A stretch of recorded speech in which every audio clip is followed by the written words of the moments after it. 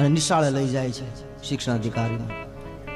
એ સમયે બરાબર પ્રાર્થનાનો સમય, બાળકો બધાય એક પંગતમાં બેઠા છે, શિસ્તબદ્ધતા અને એક લયમાં પ્રાર્થના ગાય છે. મનસુખરામ માસ્તર ઠાકુરજીનો ફોટો એ ખુરશી માથે પધરાવી અને સામે પ્રાર્થના કરે છે.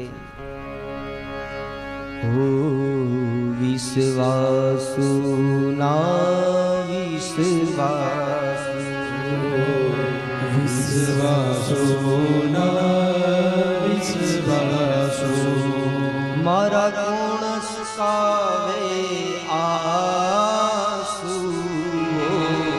મારા કોણ સુકાવે આસુ, વિશ્વાસુ ના વિશ્વાસુ, વિશ્વાસુ ના વિશ્વાસુ. નયન કમળથી વહેતી ધારા, નયન કમળથી વહેતી ધારા, નયન કમળથી વહેતી ધારા, નયન કમળથી વહેતી ધારા, હૃદય કમળ છે પ્યાસુ, હૃદય કમળ છે પ્યાસુ, વિશ્વાસુ ના વિશ્વાસુ, તનમાં મનમાં દેહ ભુવનમાં, તનમાં મનમાં દેહ ભુવનમાં, તનમાં મનમાં દેહ ભુવનમાં, તનમાં મનમાં દેહ ભુવનમાં, તારી છબી પધરાવું, તારી છબી પધરાવો, વિશ્વાસુ ના વિશ્વાસુ, વિશ્વાસુ ના વિશ્વાસુ. શરણે રહેવું, શરણે રહેવું, શરણે રહેવું, શરણે રહેવું, અને મરણે તારો થાવું. ઓ વિશ્વાસુ ના વિશ્વાસુ, વિશ્વાસુ ના વિશ્વાસુ. સુંદર એવી પ્રાર્થના એક બધમાં બધા એક સાથે એક સુરમાં માસ્તરની સાથે વિદ્યાર્થીઓ ગાય છે. શિક્ષણાધિકારી તો એ પ્રાર્થનાથી બહુ પ્રભાવિત થયા. પેલા ગામના લોકો હતા ને, પંચાયતના સભ્યો અને સરપંચ અને બધાએ કહે કે સાહેબ આની પ્રાર્થનામાં કંઈક જાદુ છે, તમે એની પરીક્ષા કરજો. પેલા અધિકારીને બોલાવ્યા હતા એને કંઈક દંડ દેવા માટે, સજા કરવા માટે, પણ એણે પણ 5 રૂપિયા પગાર વધારીને ગયા છે. આ પ્રાર્થના જ બધાને મારી નાખે છે. તમે એની પરીક્ષા લ્યો, એની કસોટી લ્યો. અને પછી એમ કહેવાય છે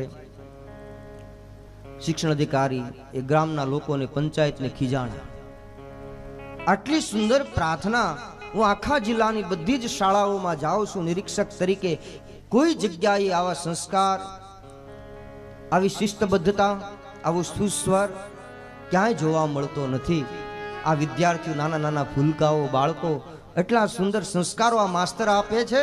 એ તમારા ગામનું ગૌરવ કહેવાય. એનું જતન કરો તમે. સમૂકો એને ઠપકો આપ્યો ગામના લોકોને, પંચાયત.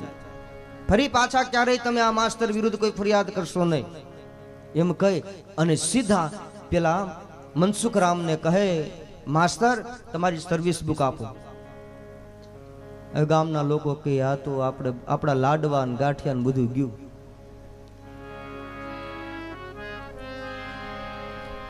ખર્ચો આપણે કરીએ ને ફાયદો મનસુખરામને થાય. સર્વિસ બુક માંગી, પેલા અધિકારીએ 5 રૂપિયા વધાર્યા હતા, આ તો મોટો અધિકારી એટલે 15 રૂપિયા વધાર્યા પગાર. અને એ પછી ઘટના એક દિવસ એવી બને છે, પૂનમ આવે, મનસુખરામ માસ્તર જાય છે એક મોટા અધિકારીને, એથી પણ એક વિશેષ અધિકારી હતા જે એને અરજી કરી અને બધા આખા ગામે આ વખતે સહી કરી. જેને સહી નહોતી આવડતી ને એને અંગૂઠા માર્યા, બધાના નામ સહિત મોકલ્યા કે આ માસ્તર અમારા બાળકોને બગાડે છે, કોઈ શિક્ષણ નથી આપતા, એમ કહી અને મોટા અધિકારીને બોલાવે છે. અને ત્રીજી વાર જ્યારે પૂનમ ભરવા માટે મનસુખરામ માસ્તર ડાકોર જાય, એ દિવસે મોટા અધિકારી આવે છે ને આજે ઘટના કંઈક વિચિત્ર બને છે. અહીંયા મૂળ મનસુખરામ ડાકોર જાય અને ડાકોર વાળો સ્વયં અખિલ બ્રહ્માંડ નાયક જગત નિયંતા ભગવાન કૃષ્ણ પરમાત્મા એ સ્વયં મનસુખરામનું રૂપ લઈ અને શિક્ષક થઈને આવે છે, માસ્ટર થઈને એ છાણીની પ્રાથમિક શાળામાં. આજે બાળકો બધા વિચારમાં પડી ગયા. માસ્તરને કહે, સાહેબ તમે અમને ભલામણો કરીને ગયેલા કે હું ડાકોર જાઉં છું પૂનમ ભરવા, ઠાકોરજીના દર્શન કરવા, તમે જલ્દી કેમ આવી ગયા? અમારી કોઈ તમારે ચિંતા કરવાની જરૂર નથી, તમે બતાવેલા માર્ગ ઉપર જ અમે ચાલશું, અમે શિસ્તતા રાખશું, તમે ચિંતા કરો માં. ભગવાન સ્વયં મનસુખરામ માસ્તરના રૂપમાં આવ્યા છે, વિદ્યાર્થીઓને ભણાવે છે. એ જ સમયે જે મોટો અધિકારી હતો એ આવે છે. ગામના લોકોએ પહેલેથી જ જમણવાર ના બધું ગોઠવું. એક તો કંટાળી ગયેલા કે જેટલા આવે છે સાહેબ એ બધા અહીંયા જમે છે, એનું સ્વાગત અમે કરીએ છીએ. નિશાળે જાય છે, જ્યાં પ્રાર્થના સાંભળે ને ત્યાં એનું મન બદલી જાય છે. તમે મોટા સાહેબ છો, તમને અમે સૌ ગ્રામજનો વિનંતી કરીએ છીએ, ખાસ પગલા લેજો. એકદમ પંચાયતે સાહેબને એકદમ ભરમાવ્યા અને કીધું કે તમે કંઈ કઠોર પગલા લેજો. બરાબર પ્રાથમિક શાળામાં પ્રાર્થનાનો પ્રારંભ થયો, એ સમયે સાહેબ પણ પધાર્યા.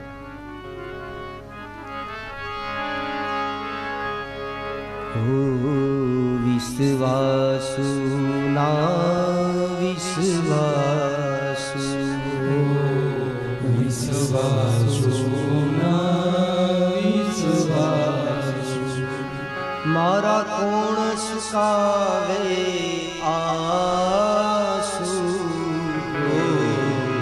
વિશ્વાસુ ના વિશ્વાસુ, વિશ્વાસુ ના વિશ્વાસુ, નયન કમળથી વહેતી ધારા, નયન કમળથી વહેતી ધારા, હૃદય કમળ છે પ્યાસુ. વિશ્વાસુ ના વિશ્વાસુ, વિશ્વાસુ ના વિશ્વાસુ. જ્યાં પ્રાર્થના સાંભળી સાહેબને પ્રભાવ પડ્યો કે છોકરાઓ એટલા બધા સંસ્કારી. અંદર ગયા, બધા પ્રાર્થનામાં તલ્લીન હતા. એ સમયે સાહેબ આવ્યા, એ જાણ થઈ. મનસુખરામ જે ડાકોરના નાથ સ્વયં મનસુખરામ માસ્તરના રૂપમાં છે, ઊભા થયા. સાહેબ માફ કરજો, અમે પ્રાર્થનામાં હતા, અમને ખબર ન રહી. ખુરશી આપી બેઠા છે. ગામના લોકોએ કહેલું સાહેબને કે સાહેબ તમે આને કંઈક પૂછો. પહેલા તો મનસુખરામ માસ્તરનો આભાર માન્યો કે આવી સુંદર પ્રાર્થના, આવા સંસ્કાર વિદ્યાર્થીઓના મેં ક્યાંય જોયા નથી. માસ્તર તમને ધન્યવાદ છે. ફરિયાદ કરી એટલે મારે આવવાનું થયું. એટલે ગામના લોકોને થોડું આશ્વાસન મળે, પંચાયતના સભ્યોને અને પંચાયતના જે પ્રમુખ હતા સરપંચ, એને આશ્વાસન મળે એટલા માટે એ અધિકારી પ્રશ્ન પૂછે છે. એ પ્રાઇમરી પ્રાથમિક શાળાના વિદ્યાર્થી, નાના નાના બાળકો, બીજા ધોરણનું બાળક હોય ને એને 5મા ધોરણનો પ્રશ્ન પૂછે, ગણિતનો પ્રશ્ન પૂછે, તરત જ જવાબ આપે. કારણ કે માસ્ટર ડાકોર વાળો હતો, જગતનો નાથ હતો. અને વિદ્યાર્થીઓ સામું જોવે, આ માસ્તરનું અભિમાન હણાયું. એને એમ થયું કે હું એટલો મોટો અધિકારી, હું ગણિતનો પ્રશ્ન પૂછું તોય જવાબ આપી દે. નાનું બાળક. કોઈ સાયન્સનો પ્રશ્ન પૂછે તો એ જવાબ આપી દે, જીઓગ્રાફીનો પૂછે તો એ આપી દે. બધા જ વિષયોના ઉત્તરો આ બાળકો આપવા લાગ્યા. બધાની જીભે વેદ આવી ગયા. હવે સાહેબ તો બહુ જ પ્રશંસા કરવા લાગ્યા, પણ હવે પોતાનું અભિમાન હણાણું ને કે હું એટલો મોટો અધિકારી, મને ન આવડે એવા જવાબ આવો નાના નાના બાળકો આપે છે. એટલે હવે અવળો પ્રશ્ન પૂછ્યો. અવળો પ્રશ્ન. સાહેબ પૂછે બાળકને આજે અવળી વાત, રામે કંસને માર્યો તે દિવસ હતી કે રાત. ખૂબ પ્રશ્ન બાળકોને. અને બીજા ધોરણનું બાળક હતું ને એને ઊભું કર્યું. રામે કંસને માર્યો તેથી દિવસ હતી કે રાત. કેવો પ્રશ્ન. કંસ ની કથા કૃષ્ણ સાથે જોડાયેલી છે, ત્યાં રામ લીધું. અને દિવસ રાતનો જે મામલો છે એ તો હિરણ્યકશ્યપુમાં છે. પ્રશ્ન એવો અટપટો પૂછો એટલે આ તો એ બાળક ધ્રુજવા લાગ્યું. ડાકોરનો નાથ માસ્તરના રૂપમાં બેઠો છે. બાળકને કહે બેટા બોલ. ને જ્યાં દ્રષ્ટિ કરી એની સામે, ત્યારે 2 વર્ષનું નાનું બાળક કહે સાહેબ તમે ભૂલ્યા. એટલા મોટા અધિકારીને કે સાહેબ તમે ભૂલ્યા. રામે રાવણ માર્યો, કૃષ્ણએ માર્યો કંસ. રામે રાવણ માર્યો, એના કુળ સહિત એનો વિધ્વંસ કર્યો. કૃષ્ણે માર્યો કંસ. ઉત્તર એવા આપ્યા ને તો સાહેબ તો એકદમ વિચારમાં પડી ગયા કે આ તો ચમત્કાર કહેવાય.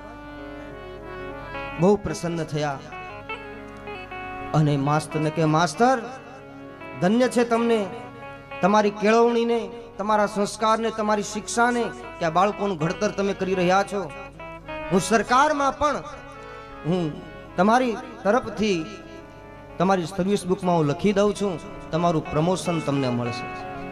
પગાર પણ વધાર્યો અને પ્રમોશન આપવાની માંગ પણ કરી, એમાં લખી દીધું લેખિત. ગામના લોકો પંચાયત વાળા હતા એ તો કઈ મરાઈ ગયા. આ બધું અવળું પડ્યું. પછી સાહેબ જાય છે અધિકારી. પછી હવે મૂકવા તો જવા પડે, એટલે બધી મંડળી હતી ને મૂકવા જાય સાહેબને રેલવે સ્ટેશન. એ જ સમયે ઘટના બને. સાહેબને વડોદરા જવું અને મનસુખરામ માસ્તર જે મૂળ તો ડાકોર ગયેલા એને છાણીના સ્ટેશને ઉતરવું. આ ઘટના એક સમયે બને છે. સાહેબે જે ડબ્બામાં ચડે છે એ ડબ્બામાંથી જ ત્યાં મનસુખરામ માસ્તર ઉતરે. ગામના લોકો વળાવા આવેલા જે વિરોધ કરતા હતા માસ્તરનો એ સાહેબને. મનસુખરામ માસ્તરે હાથ જોડ્યા. મોટા અધિકારી હતા એટલે કહ્યું સાહેબ મને માફ કરજો, હું પૂનમ ભરવા ડાકોર ગયેલો ઠાકુરજીના દર્શન કરવા માટે મારું વ્રત, પણ મેં વિદ્યાર્થીઓને એવા તૈયાર કરી દીધા છે કે હું શાળામાં ન હોય તો એ શિક્ષણ કાર્ય કંઈ બંધ રહેતું નથી, એ તો ચાલે જ છે. ત્યાં તો સાહેબ જોઈ રહ્યા. સાહેબને આમ ડબ્બા ફરવા લાગ્યા આખા કે માસ્તર આ શું છે? હમણાં તમે નિશાળે હતા ને કહો અત્યારે ટ્રેનમાંથી ઉતરો છો? તો કહે હું તો ડાકોર ગયો હતો સાહેબ, મને માફ કરો. ગામના લોકોને પણ ચક્કર આવવા માંડ્યા કે આ માસ્તર કે તે માસ્તર, આ માસ્તર કે તે માસ્તર. એક કવિએ બહુ સુંદર વર્ણન કર્યું છે. રામ ભગત થઈ ગયા એમની આ કવિતા અને પુનિત મહારાજના શિષ્ય. અને ઘટના એવી બને છે કોઈને સમજાયું નહીં. કહે હું જ હતો. માસ્તર કહે તો હા તમે નહીં તો કોણ? હું ત્યાં આવ્યો, અધિકારી કહે પ્રાર્થના થઈ, પછી તમારી સર્વિસ બુકમાં મેં તમારો પગાર વધાર્યો, તમારું પ્રમોશન નક્કી કર્યું. મનસુખરામ માસ્તર અધિકારીને કહે છે કે સાહેબ જો હું જ હોય તો આજ મને ડાકોરના નાથમાં તેજ ઓછું દેખાણું, તેજ નહોતું દેખાતું. મારો નાથ આવ્યો હશે, મારો ડાકોરનો નાથ આવ્યો હશે.